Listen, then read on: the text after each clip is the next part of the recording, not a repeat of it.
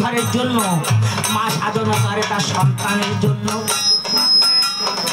কোন ছোট্ট শিশুকে নিয়ে কোলে নিয়ে মা কোন মন্দিরে কোন সাধুর গোচরে নিয়ে প্রণাম করে পড়ে।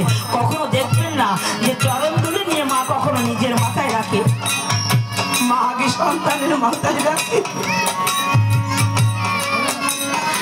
সন্তানের মঙ্গল কামনা চায় মা, কখনো নিজের মঙ্গল কামনা চায় না গো।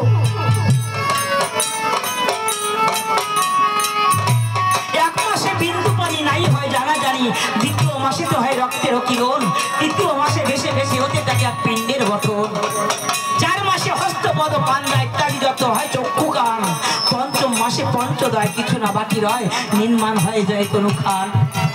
6 মাসে রগ হারে জোড়া লাগে জোরে জোরে বেদশাস্ত্রে তাই শুনি, সপ্তম মাসেতে খেলাধুলা করে জাদুমণি, অষ্টম মাসে অষ্টঘাটে হাওয়াতে তরঙ্গ ওঠে, মায়ের এই জীবন নদী ডুবু ডুবু প্রায়, একাকিনী অভাগিনী বসে বারান্দায় অঝরে নয়ন ধরায়, আর পরমেশ্বরের কাছে কামনা করে ঠাকুর বেঁচে থাকবো কি দুনিয়ায়।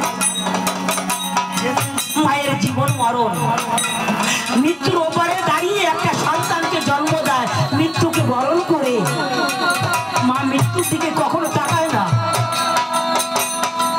দেখবেন কোনো হাসপাতালে গিয়ে একটা সন্তানের জন্য কোনো মায়ের পরাণ হারিয়ে গেছে, কত মা একটা সন্তানের জন্য কত পাথর মাথা ঠুকেছে, যে পাথর ব্যথা বোঝে না, কথা বলতে পারে না, সেই পাথরে গিয়ে মাথা ঠুকছে মা একটা সন্তানের জন্য।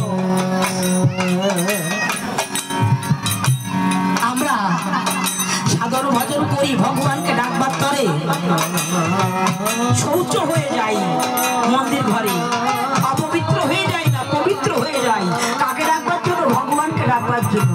কিন্তু মা শৌচ অশৌচ, পবিত্র অপবিত্র দেখে না, কখনো কখনো দেখা গেল ছোট ছোট